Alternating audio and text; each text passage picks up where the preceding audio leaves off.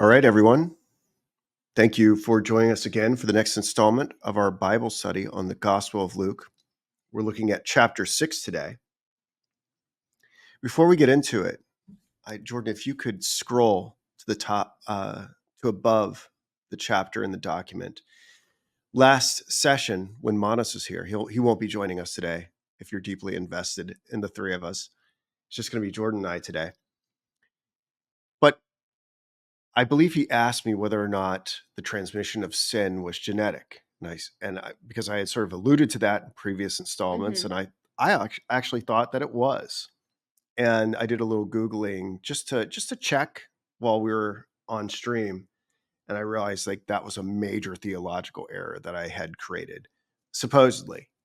So I didn't go too deep into it. I just did the whole like Google AI summarization, and it seems to be giving different answers depending on how you ask the question. And I'm really not exactly sure what the right answer is. So maybe Jordan and I can have a little bit of a philosophical, theological conversation about how to make these compatible. So the AI overview from when I asked, is sin transmitted genetically? It says yes.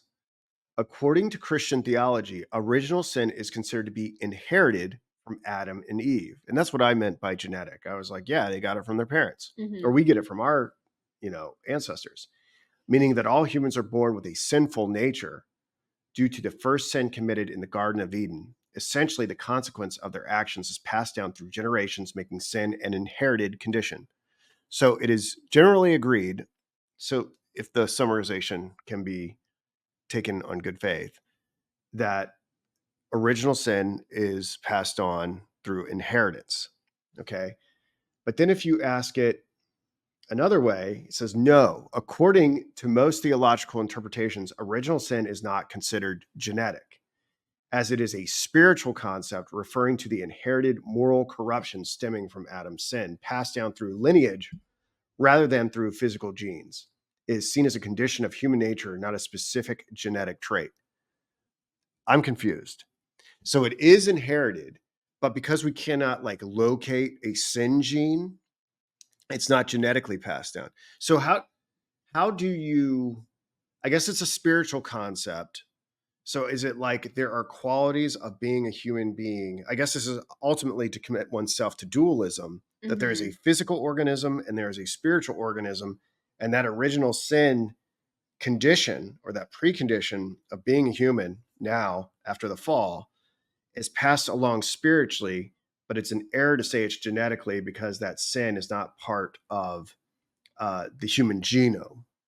But then how is something passed down spiritually from generation to generation if you don't have the mechanism of DNA? I'm probably overthinking this. I don't quite understand how something can be inherited. Is it like a last name? Like, because my father's name is Johnson and his father's name was Johnson. There's no Johnson genetic code, but I could change my name and then I wouldn't be a Johnson anymore. So like, how is this passed down? What do you think? Are you still a Johnson? That's another metaphysical question. Right. If you rename something, does that change the substance of the thing? Well, we kind of see that in the Bible. Saul became Paul. Sure. But is that an outward reflection of a change that already occurred? Sure. Yeah. Or did changing the name cause the change? Or using Jung's concept of acausality, perhaps all these things are happening simultaneously all the time, and we have the illusion of linear time and then being sequential. I don't know.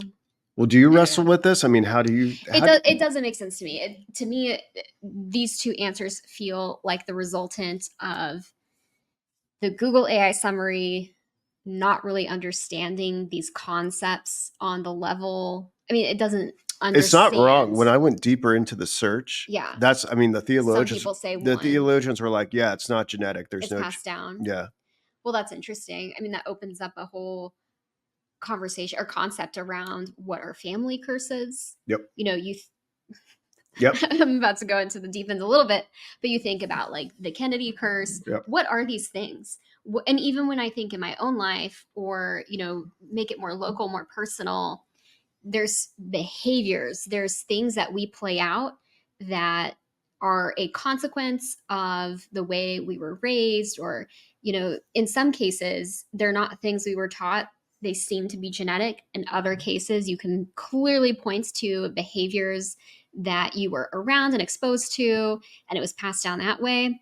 So I don't know, it's interesting, like maybe things can be passed down through a lineage because of the way we behave, which would be different than epigenetically imprinting and passing on the genes. But I imagine both could be occurring. And when you think about a familial lineage, like I sort of see it how you laid it out. Like there's spiritual lineages, there's genetic lineages, but often there's a lot of overlap between them. Um, yeah, I don't know. Like, Well, I is mean, that what this is saying? I don't. Like, We'd have to go deeper into it, and we have so much to cover tonight. But yeah, I mean, essentially, for Monas, no, it's not genetic. But I do not know how. I do not know. according to the theologian, I don't know how to. I don't know how to create the the mechanism for how spiritual qualities are passed on. and The it thing, doesn't seem like they explained that. right? I mean, the thing is, the reason why it seemed to be genetic is like, why is there so much emphasis on uh, on Christ not having a human father in Right. Joseph, right? Like, isn't that a big part of how he escapes the original sin? Is Well, that that's a similar he, paradox. It's important that he's part of this lineage, but we discussed in previous right, conversations, but he's not genetically part of this right, lineage. So but there's something I'm not understanding or grokking right, about the impact of lineage. right. So, like, he's traceable through Joseph's lineage to establish the prophecy, but he doesn't have his complement of DNA, and Hmm. also Christ doesn't have the condition of original sin. That's my unless I've made another error. Does Jesus? Let's just Google it to be sure. Does I'm pretty positive Jesus doesn't have original sin. Well, and this is all within the sandbox of like mainstream Christianity. They're Yeah, the AI summarization says no. So I don't get it. There's a lot more to go into. I mean, but I, that's the confusing thing to me is that he doesn't have the biological complement from the father, therefore he doesn't have original sin. But we'll see. We'll see. Maybe it's something else. But I'm just bringing that to our attention. I wanted to do at least bring it to our attention. So let's get sure. into the chapter if we can, unless you want to say more. No, I'm speculating at this Yeah. point. Yeah. Okay. So, chapter 6. And it came to pass on the second Sabbath after the first that he went through the cornfields, and his disciples plucked the ears of corn and did eat, rubbing them in their hands. And certain of the Pharisees said unto them, why do ye that which is not lawful to do on the Sabbath days? And Jesus answering them said, have ye not read so much as this, what David did when himself was an hungered, and they which were with him? How he went into the house of God and did take and eat the shewbread, and gave also to them that were with him, which which it is not lawful to eat, but for the priests alone. Um, I think the idea here is what Christ is trying to teach or communicate is that the Old Testament laws are meant to be a form of freedom and not a burden. And ultimately, there are extenuating circumstances that will allow for the abridging of those Old Testament laws. And we'll see that play out more throughout this chapter. Hmm. And he said unto them that the Son of Man is Lord also of the Sabbath. That is such a metal way. He's pretty much announcing that he is the Christ at that moment, that the Son of Man is Lord also of the Sabbath. I thought that was a pretty cool way to phrase that. Hmm. And it came to pass also on another Sabbath that he entered into the synagogue and taught, and there was a man whose right hand was withered. And the scribes and Pharisees watched him, whether he would heal on the Sabbath day, that they might find an accusation against him. So this whole thing about the Sabbath day, this is one of the 10 commandments, right? You're supposed to keep the Sabbath holy, right? Like, what does that mean? And I'm not exactly versed in uh, Judaism understands that there's all different sorts of things that you can and cannot do, but it's largely prescriptive. Like there are all these things you can't do. And we have these instances where men need to be fed, people need to be healed, like this individual with a withered hand. But he knew their thoughts and said to the man which had the withered hand, rise up and stand forth in the midst. And he arose and stood forth. Then said Jesus unto them, I will ask you one thing. Is it lawful on the Sabbath days to do good or to do evil, to save life or to destroy it? I think what Jesus is pretty much doing here is showing the limits of the dogmatic understanding of this law that was given to Moses. And looking round about upon them all, he said unto the man, stretch forth thy hand. And he did so, and his hand was restored, whole as the other. This is so metal. Like I feel let's make a good like Led Zeppelin song or Black Sabbath song. Yeah. And they were filled with madness and communed one with another what they might do to Jesus. So I don't know. I mean, Jordan and I may feel differently about this, but it's pretty obvious here that there's whatever's going on with the Bible and with Christ, it drives people effing nuts when you take Jesus seriously, or when you allow Jesus to do serious things. Like people, it really drives people crazy. And in a way, I'm very sympathetic to who Christ was. And in a way that kind of, to me, like is kind of a proof of the reality of his messiahship, like when so many people come out against something, I'm kind of like, well, there must be something to this. Sure. We certainly have different perspectives probably on like the prophecy of the Messiah, et cetera, et cetera. Yeah. I don't think any of that's super relevant at the moment. It's clear that he massively triggers people. Yeah. The idea that he would be internally guided or even guided directly by God to do works on earth that conflict with authoritarian statutes is very triggering to people. Yeah. And I think you point out something very valid even today. If we were to do the things that Christ said, even within some religious communities, it would not be acceptable. Even with the religious community that supposedly he takes their name from him. Like if you do Christian things inside many Christian communities, like you're not wanted there. So. Yeah. And I've been really fascinated with law. The deeper I get into law, the more it takes me back to the Bible being kind of the handbook in a lot of ways. And to me, this is really illustrating the tiers of law. And there is no statute, there is no policy, there is no rule that a king or a human leader can ever create that usurps the very fundamental rights that God has granted us. Yep. He's saying, well, didn't you know what David did when people were starving? Yeah. He fed them. Yeah. When people are in need, we heal them. Yep. It does not matter what the written law of the land is when God's law is asking something greater of us. Well, see, the argument would be that these laws were God's original laws and they were never to be altered. God? Right. So this gets us into the whole Gnostic conversation. Sure. It's like, it's when you read the Old Testament and it says like, you're never that these laws are to last forever. You don't, I see where the religious elites at that time were coming from. It's like, oh God, this guy is upsetting them. But I can also see where it seems like you have, and I know like, I'm not fully committed to the whole Gnostic perspective, but it seems like you have two different gods in the Bible. And I'm not, there's other ways I think to square this, do the laws change over time with the evolution of consciousness? Like there's alternate theories. I'm more partial to like, I don't think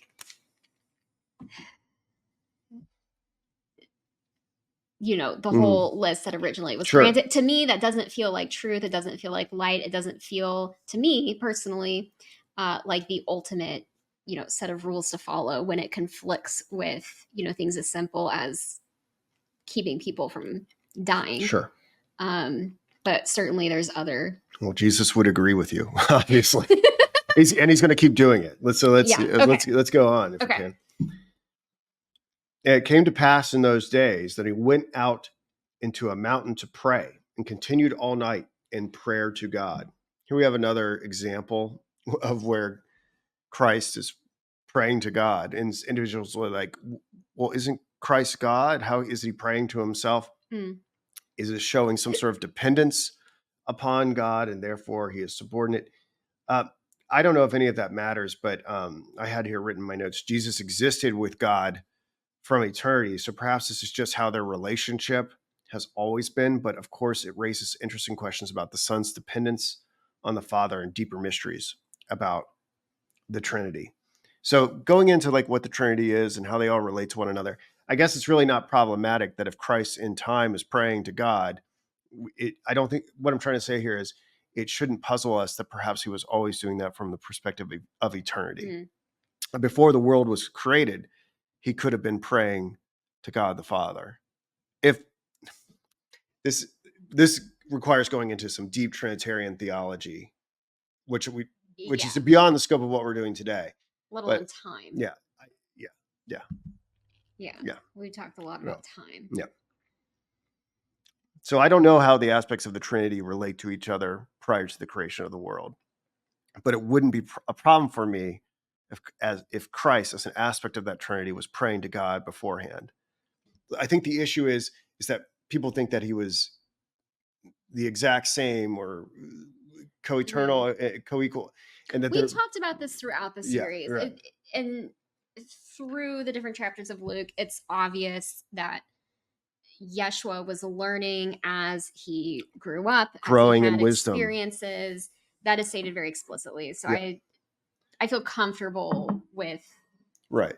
Well, this. I think where we got hung up on this is that when Christ comes into time, he's like rendered inferior to God the Father, and then it creates this dependent relationship. What I'm trying to say is he may have always been dependent in a way and related to God before even in the incursion into our timeline. Well, I'm going to get into trouble, but the concept of Yeshua as a human that is individuated from source God, as we all might be, like necessarily to individuate as a human kind of separates you from the eternal God But on some level. but if we were to take the virgin birth seriously, he's individuated in a different way than you or I. Right. If But we take that also in seriously, Luke, we understand he learns. mm-hmm.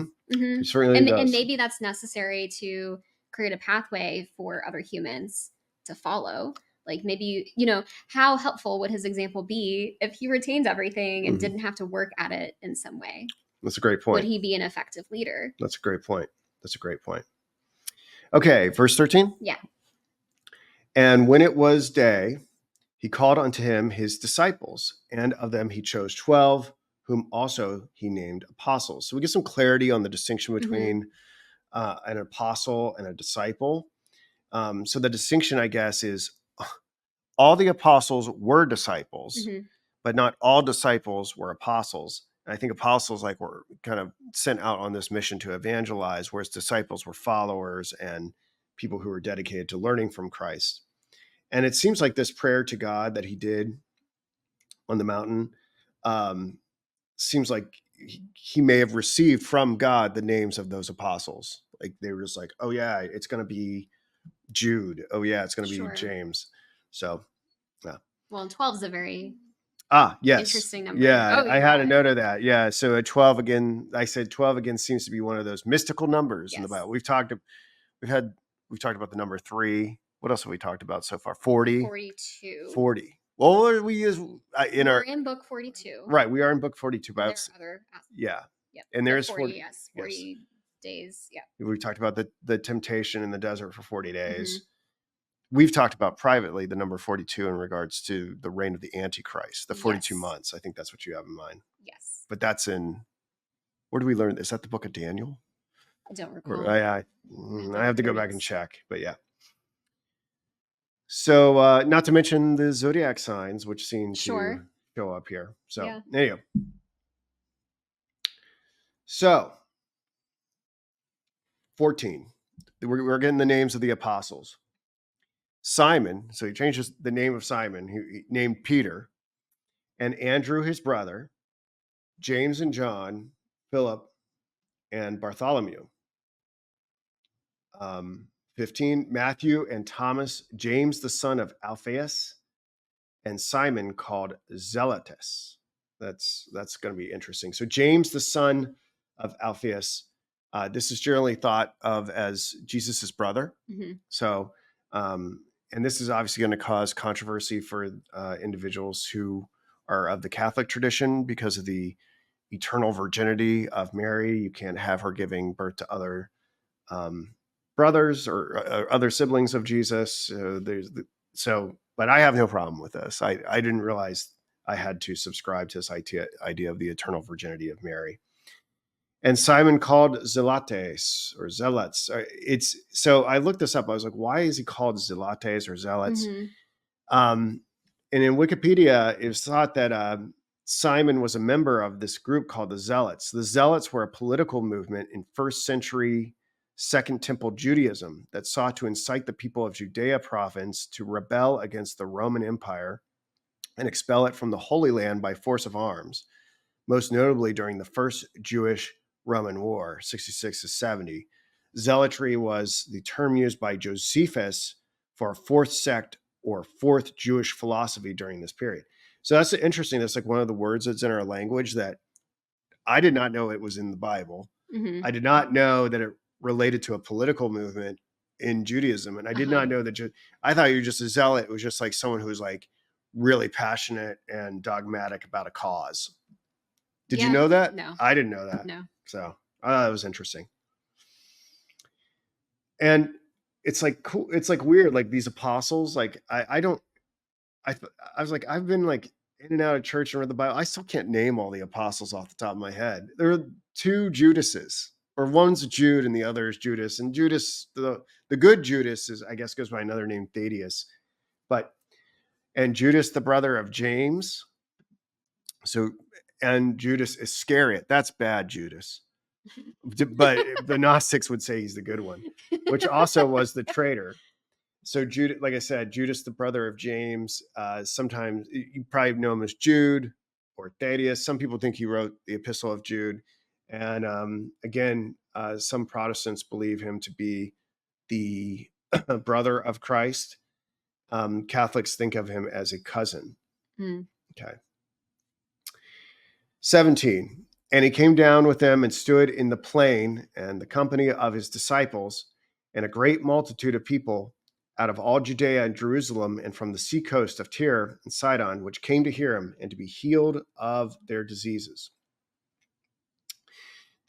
What we're going to be looking at here is like another formulation of the gospel on the mount. I think this part of the Bible is considered the gospel on the plain.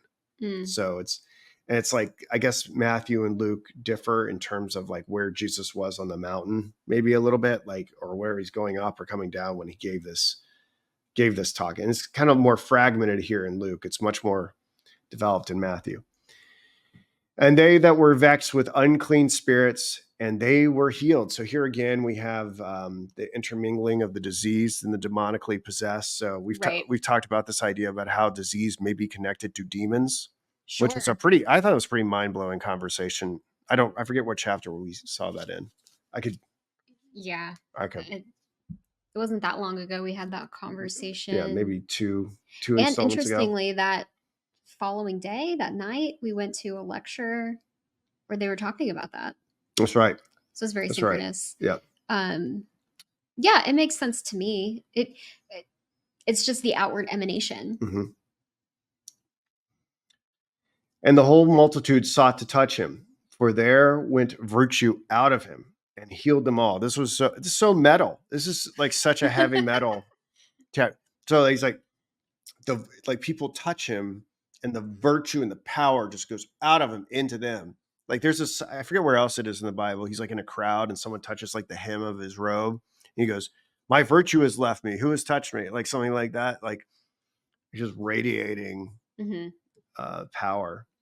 Sure. Yeah. I think it points to when you are doing the work of God, you don't need a methodology. You don't need a protocol. You don't need some course somebody charged you money to learn a technique. Yeah. Um, Yeah. Yeshua was just filled with the Holy Spirit.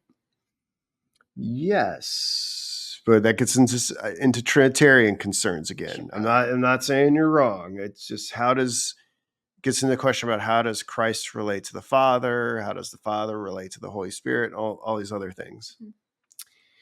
So, and he lifted up his eyes on his disciples and said, "Blessed be ye poor, for yours is the kingdom of God."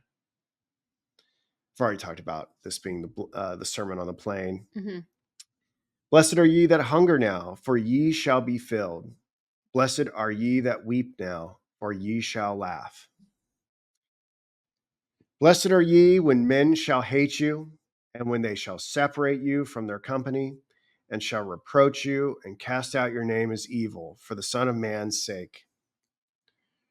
Rejoice ye in that day, and leap for joy, for behold, your reward is great in heaven. For in the like manner did their fathers unto the prophets. But woe unto you that are rich, for ye have received your consolation. I think the idea here is that you have prioritized wealth. You're not rich in your relationship to God. You're in a way cut off. Well, when I was reading this, what came to Yeah. mind for me is it is explaining to us the dual nature of the earth plane. And when you are experiencing a peak in one direction, necessarily there's going to be an experience in the opposite direction. Can't do everything. You got to choose, got to make choices. Maybe that's not what you're saying. No, that's not what I'm Okay. saying. I don't disagree with what you said first, but this, like, it's good news for those who are experiencing darkness, because you can be delivered from darkness into light. Like, Yeah. the dual nature of the earth plane Okay. I see what you're means, saying. like, when we swing really far in one direction, the pendulum is going to swing back. And sometimes that's an inner experience. Sometimes it is a very physical, externally manifested experience. I was thinking about it more horizontally. I think you're thinking about it vertically, which Yeah, yeah, both yeah, yeah. these things I think they're are. both Yeah, happening. they are both happening. They are both. I Yeah. see. So yeah, totally. Woe unto you that are full, for ye shall hunger. Woe unto you that laugh now, for ye shall mourn and weep. I think this speaks to the sins of gluttony and pride. Sure. Woe unto you when all men shall speak well of you, for so did their fathers to the false prophets. So, like, if the world loves you, if you've got like millions of followers on social media and everybody's falling at your feet, like, the world loves untruth. It loves deception. It loves illusion. So, if you are not part of the success of the world, consider yourself eternally lucky. Right. I think that's what that's saying. Yeah, I mean, we're in an inverted Yeah. reality. The world we live in is hijacked. Yep. And Yeshua was seeing Yep. the ushering in of a pretty hijacked agenda. Yep. Yeah. He saw it from the beginning. Uh-huh. Yeah. Okay. But I say unto you which hear, love your enemies, do good to them which hate you. So we get the very radical golden rule, right? Bless them that curse you, and pray for them which despitefully use you. And unto him that smiteth thee on the one cheek, offer also the other. And him that taketh away thy cloak, forbid not to take thy coat also.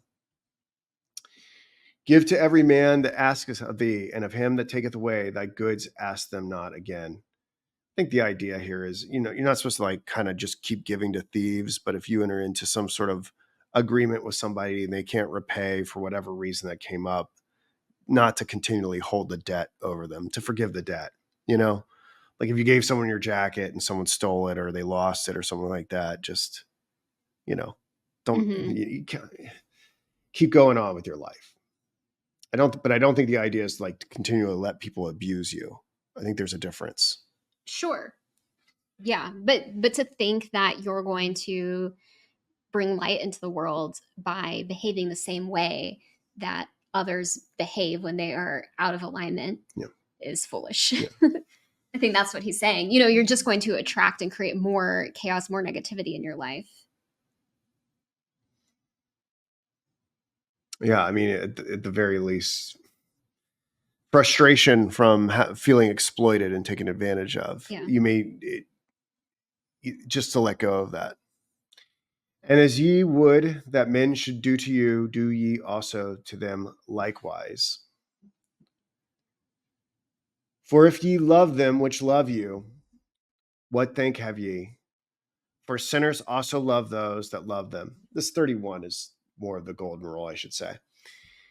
And yes, it's the sinners love people that are like them, right? It's supposed to be God. You are being godlike if you love individuals who are unlike you, right? Even secular people can love people in the good times, but it's when people do things that they don't like or set themselves up for enemies.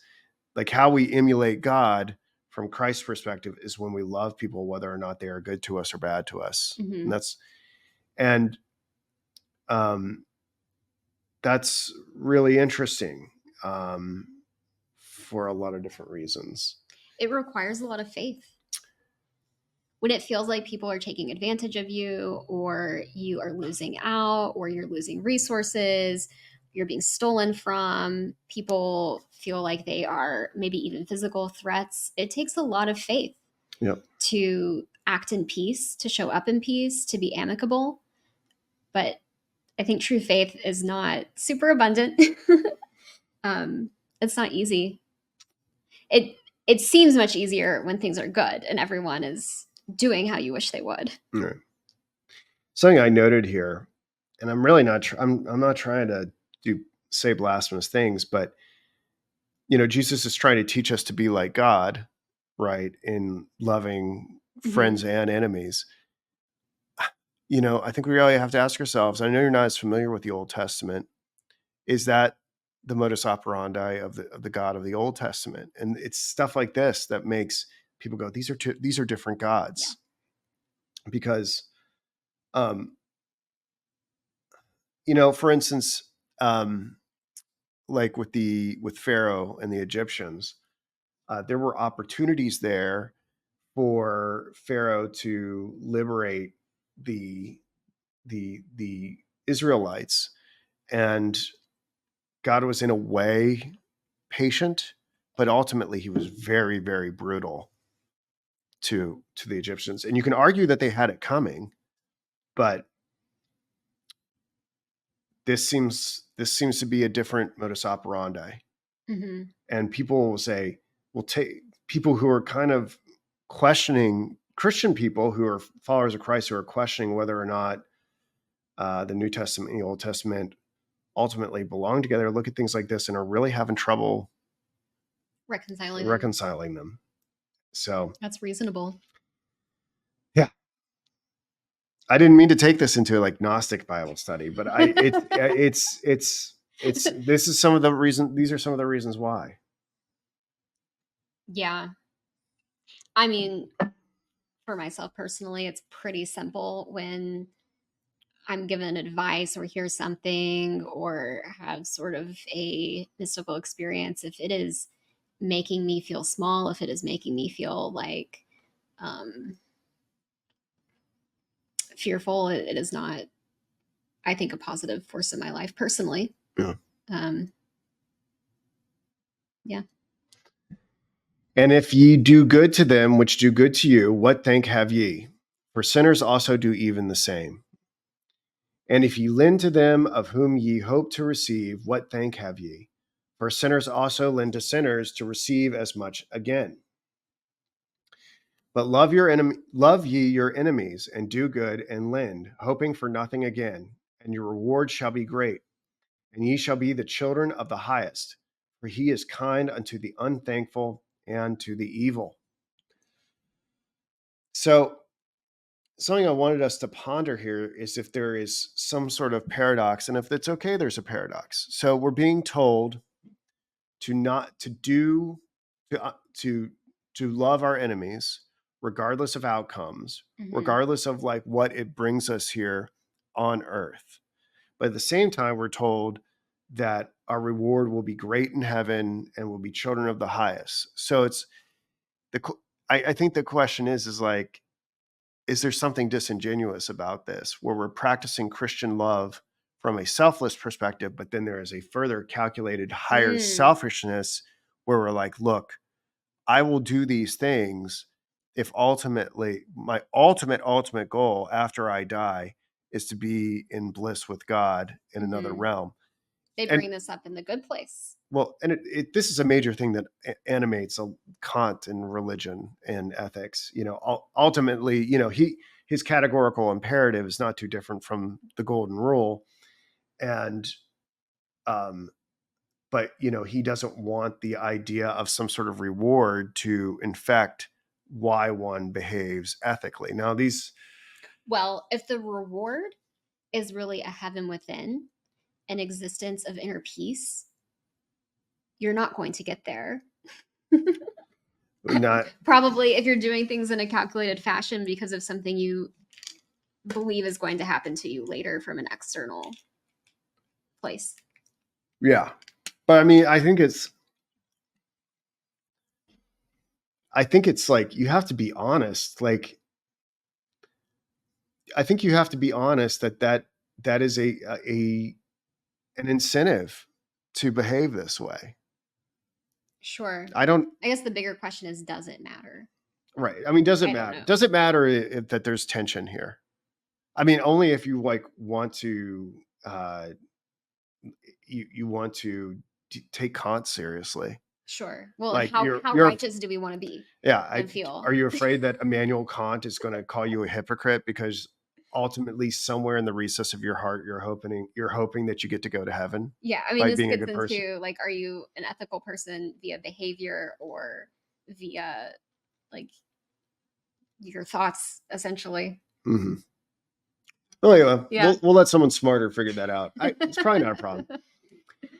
Be ye therefore merciful, as your Father also is merciful. Brought this up. Like again, does it sound like God is merciful? Well, I hate to say, I don't want to be on camera saying these things, but Here you are. here I am. Well, it's possible too that our subjective perspective as humans, as something unmerciful from a higher Sure, vantage point, might be merciful sure. to dig you out of this hole. Yeah, yeah. I know not what I do. Please, I'm just trying to figure it out. My spirit is good. I really am trying to figure this out. Mhm. Judge not, and ye shall not be judged. Condemn not, and ye shall not be condemned. Forgive, and ye shall be forgiven. The only note I had here is that this is like a pretty. I haven't researched it deeply. This is a pretty big Mandela effect. Hmm. People, all my life I've heard people go, "Judge not, lest ye be judged." Huh. It's And it's actually not even a it's different not it's translation. not it's not in the Bible. It's Oh. not in any. And the funny thing about that is, okay, well, people just got confused. They were like, maybe you know how like Ben Franklin says things and people think it's biblical. I forgot. There's probably an expression for what that means. Hmm. But the problem is that if you go like on YouTube and you look at all these like pastors who know way more about the Bible than I do, They're all saying it. they're saying it in their sermons and labeling their sermons "Judge not, lest ye be judged." Yeah. So it's like people who ought to know don't know Yeah. or have There's made quite the a few mistake. I Mandela haven't. effects in the Bible. There's lots of biblical Mandela effects. I went to a funeral once, and the pastor did like 3 or 4 Bible Mandela effects, and went up to him afterwards, and he's like 80, 75, 80 years old. And I was like, hey, I don't want to be a jerk, but have you heard about this thing called the Mandela effect? And he's like, no. And I explained it to him. And I said, you actually made like 4 or 5 of them. And he's like, I guess I have a lot of Bible study to do. Like he was like, You're like, that's not what I'm no, trying to no, no, say. I'm not. I don't know if he understood what I was saying. like he was saying like, oh, like my knowledge of the Bible is lapsing if I'm making all these errors. I'm like, no, dude, like you know your Bible probably better than I do or ever will. Yeah. So, but this is one of the big ones. Judge not lest ye be judged. It's not in the Bible, but it's judge not and ye shall not be judged. Mm-hmm. So, okay. Give and it shall be given unto you, good measure, pressed down and shaken together and running over shall men give into your bosom. For with the same measure that ye meet withal, it shall be measured to you again. So I don't know, you get what you give. That's Yep. kind of how I understood that. Yep. And he spake a parable unto them. Can the blind lead the blind? Shall they not both fall into the ditch? I think he's referring to the religious class elites at the time, that they are blind. They are so obsessed with law that they're not grasping the spirit of it. They've Mm-hmm. blinded themselves to the essence of it, and they're caught up in legalism. Mm-hmm. The disciple is not above his master, but everyone that is perfect shall be as his master. So the students who are part of this system with the blind leaders are becoming blind themselves in this process. So it's like blind is making blind, blind is leading the blind. And why beholdest thou the mote that is in thy brother's eye, but perceivest not the beam that is in thine own eye? And again, I think this is against the priest class who was coming after Jesus. And he's like, can you not see the terrible things that you're doing because you're so motivated by this dogmatism? Mm-hmm. Either how canst thou say to thy brother, brother, let me pull out the mote that is in thine eye, when thou thyself beholdest not the beam that is in thine own eye? Thou hypocrite, cast out first the beam out of thine own eye, and then shalt thou see clearly to pull out the mote that is in thy brother's eye. For a good tree bringeth not forth corrupt fruit, neither doth a corrupt tree bring forth good fruit. For every tree is known by his own fruit. For of thorns men do not gather figs, nor of a bramble bush gather they grapes. Obviously, we're not to expect good works from degenerate things. Sure. A good man out of the good treasure of his heart bringeth forth that which is good, and an evil man out of the treasure of his heart bringeth forth that which is evil. For the abundance of the heart his mouth speaketh. And why call ye me Lord, Lord, and do not the things which I say? Whosoever cometh to me and heareth my sayings and doeth them, I will show you to whom he is like. He is like a man which built an house and digged deep and laid the foundation on a rock. And when the flood arose, the stream beat vehemently upon that house and could not shake it, for it was founded upon a rock. So I guess what Christ is saying here, internalizing and doing what Christ says builds a foundation that can withstand trials. But he that heareth and doeth not is like a man that without a foundation built an house upon the earth, against which the stream did beat vehemently, and immediately it fell, and the ruin of that house was great. So that's, I mean, look, it's a great chapter. Yeah.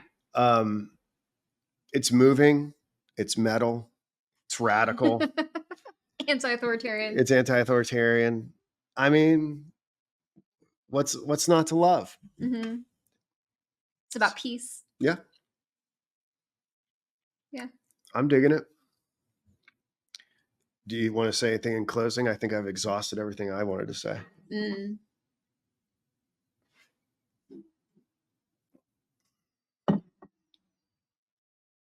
Yeah, there's just a lot of really great verses in here. Mm-hmm. I feel like it's pretty straightforward. Yeah. You know, is there one that you liked in particular? I mean, the house at the end is very visual. Yeah, I really like it. Yeah, it gets very cinematic. Yes. Like thinking, yeah. Yeah, and I think you can like so much of this you can apply to any layer of life. Like there's so many fractals of reality you could apply these things to, or within my own life I could apply these things to, from the mundane to the more ecstatic aspects of life. But just the concept of really you need to focus on the foundation of whatever it is you're doing, whether it is your character, when I think about building businesses, when I think about like relationships, um, and not to assume that other people have their foundations in order. Mhm. I think is something I also take away from it. But I just really like the visual. Good. Well, hope Hmm. someone else did too. Yeah. All right. We will get this up as soon as possible and see you guys next week. Sounds good. Thank you, Luke. No problem.